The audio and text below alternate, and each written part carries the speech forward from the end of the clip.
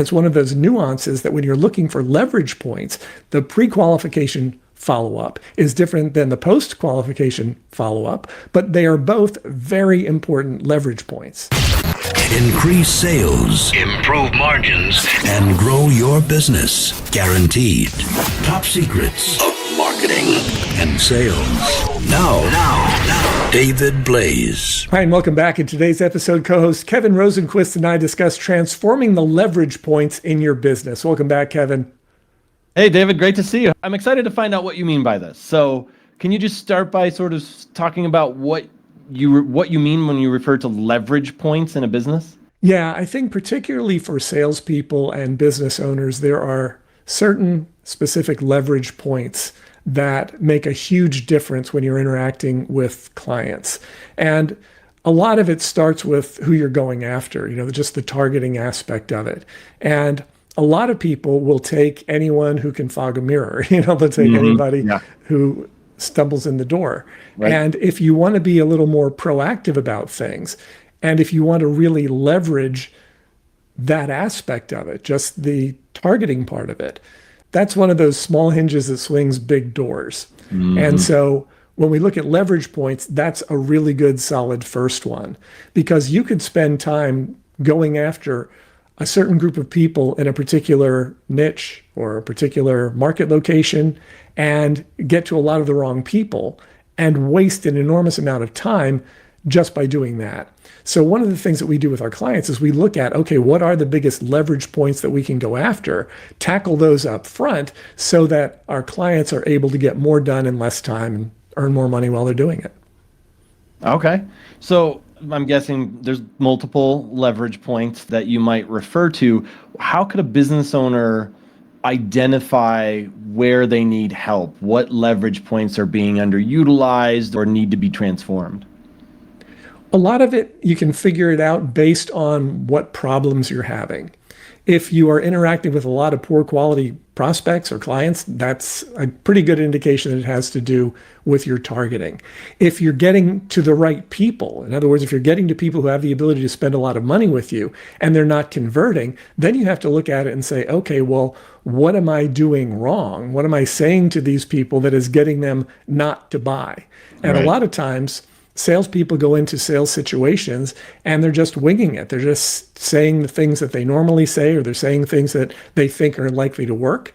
And if it works for you consistently, then that's great. You've probably got something that works. But if you find that you're interacting with a lot of the right people, but you're not closing those sales, or you're not able to move the sales process forward fast enough, like if it takes a lot longer to close your clients than it should, that's an indication that it's probably not related to the prospects at that point. It's probably related to what you're saying to them or the ways that you're saying it to them. Can you share an example of a leverage point that, when improved, can have a dramatic effect on sales? Yeah, well, it's really the things that we're talking about and things that we've talked about in previous podcasts. If you think in terms of the MVPs that we've discussed in the past, the MVPs of marketing and sales, what's the message that I'm communicating? If you've got an okay marketing message and you're communicating it to a high value prospect, you could really be wasting an opportunity.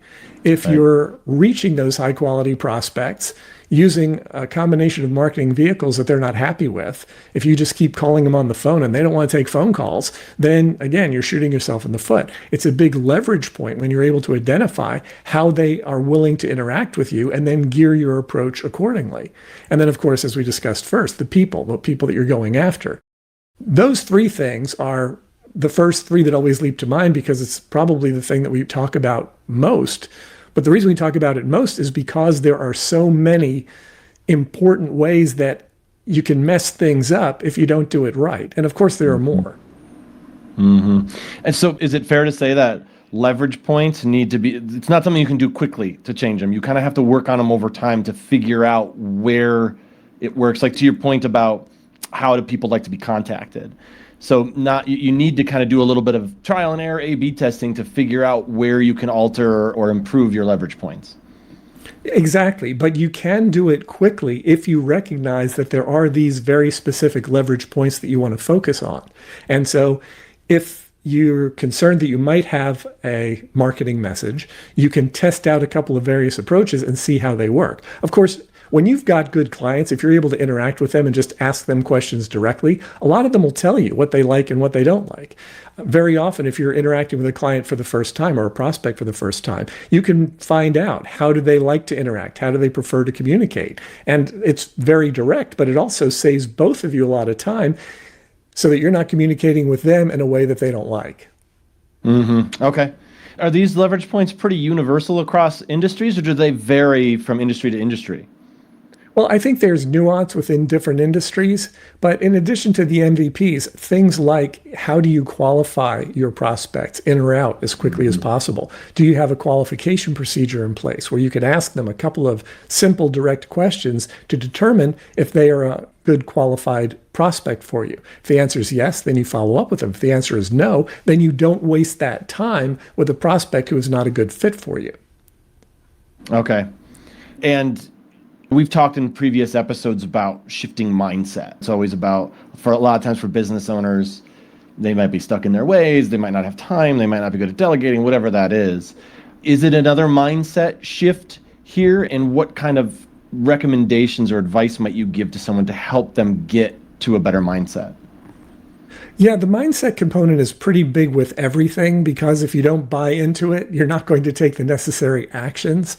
But I think this one is relatively easy in the sense that if you just recognize that there are very specific things that you can focus on to change the results you're getting for the better, then it becomes a lot easier to get yourself in the mindset of, okay, I just need to do this, right? It's not like I have to motivate myself to do something I don't want to do. When you're able to identify these leverage points and fix them so that they perform better for you, it's exciting. You want to do it. So you don't have to sort of overcome any sort of hesitation or anything like that.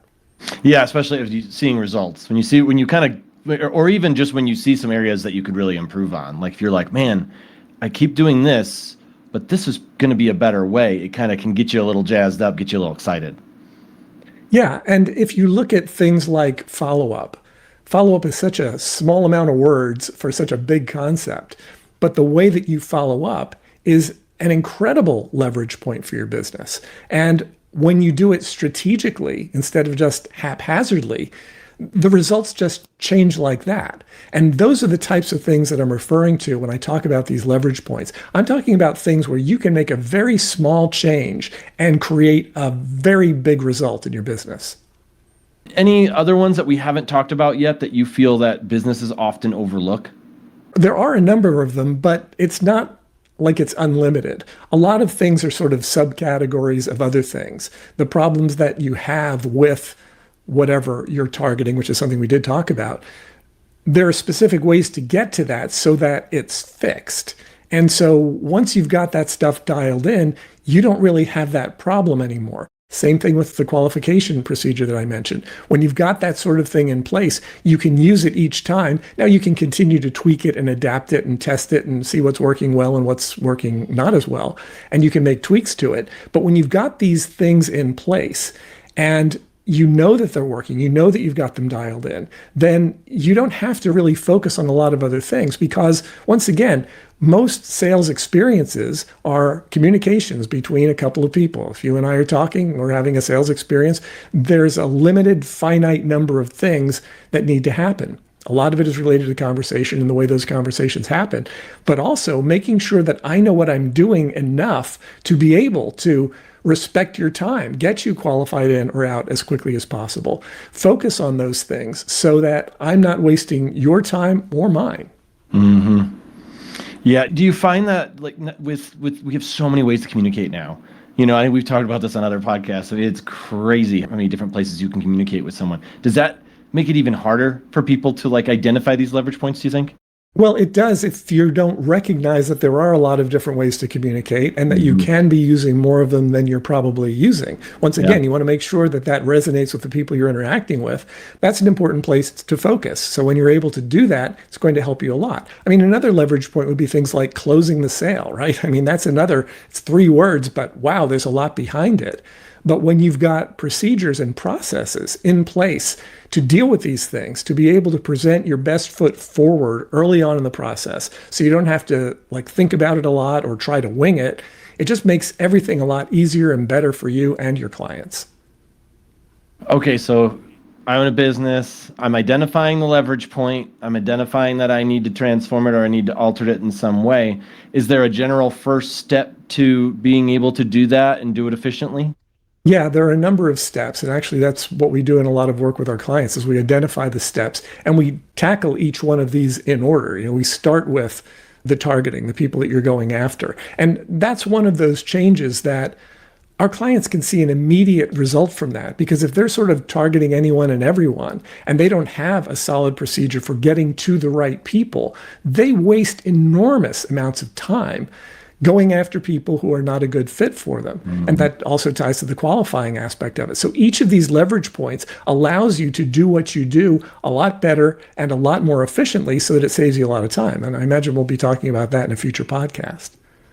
Yeah, for sure. I mean, and we've talked about it already a lot of times is just the idea of qualifying good leads, having good leads versus having, like you said, just anyone with a pulse basically is your ideal client.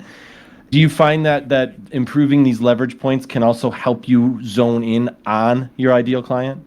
Well, yeah, it does all of those things. I mean, the targeting is going to help you find those ideal clients up front. Your messaging behind that is going to allow you to connect with those people faster and more efficiently. Utilizing the right combination of marketing vehicles to reach them will also get you in touch with them more efficiently and more effectively and in ways that they're happy to interact with you. When you're qualifying them correctly and you're doing it well up front, that is going to make a big difference as well. And the strategic follow-up element that I mentioned, a lot of times people just think of follow-up as follow-up, but there are nuances within that. Like there's pre-qualification follow-up. A lot of times, let's say you meet somebody at a networking function, you talk to them, you exchange business cards, and you agree that you're going to get in touch or remain in touch. And you try to follow up with that person. Well, if you didn't get them qualified in or out at the networking function, then the first thing you have to do is you've got to follow up with them just to see if they're qualified to continue with additional discussions. Once that happens, when you know that somebody is qualified to interact with you, then the follow-up comes to the point of providing quotes, getting feedback from them, all that sort of thing. But that's a different type of follow-up. And once again, it's one of those nuances that when you're looking for leverage points, the pre-qualification follow-up is different than the post-qualification follow-up, but they are both very important leverage points. It's an interesting topic. I haven't really thought of it as leverage points like this. For anyone listening who wants to kind of dive in a bit further, get some more information, what's the best way to reach out to you? I'd say the first thing to do is pick up a copy of our free PDF. You can go to topsecrets.com/shift. We call it our shift report. It helps you to shift some of the things in your business that you need to shift in order to get better results. So I'd start with that, topsecrets.com/shift. From there, if you'd like to schedule a call with us, you're welcome to do that as well. Awesome. Well, thank you so much, David. Great chatting with you as always, and we'll see you next time. Okay, thanks a lot, Kevin. Increase sales, improve margins, and grow your business. Guaranteed. Top Secrets. TopSecrets.com.